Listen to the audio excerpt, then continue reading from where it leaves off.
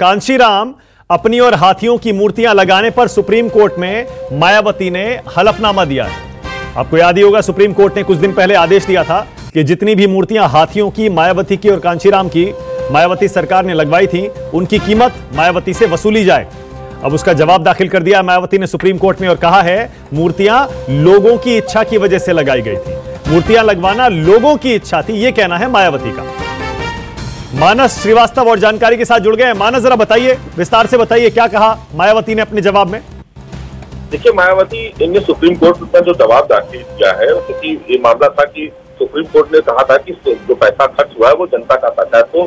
तो मायावती ने जो जवाब दाखिल किया, उन्होंने ये कहा है कि उनकी जो कॉन्स्टिट्यूंसी थी, वहां पर लोगों की इच्छा थी कि उनकी इच्छा का हम कैसे उल्लंघन करते, और दलित नेता के प्रति आदर का भाव रखते हैं उनके समाज के लोग, तो वो एक दलित नेता है और दलित नेताओं ने ये मूर्ति बनवाई है, इसलिए ये मूर्तियां लगवाई गई थी।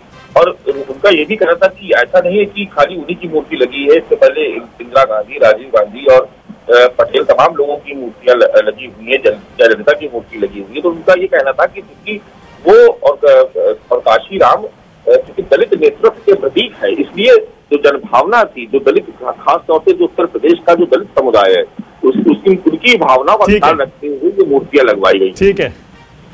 ठीक है, बहुत शुक्रिया मानस इस जानकारी के लिए।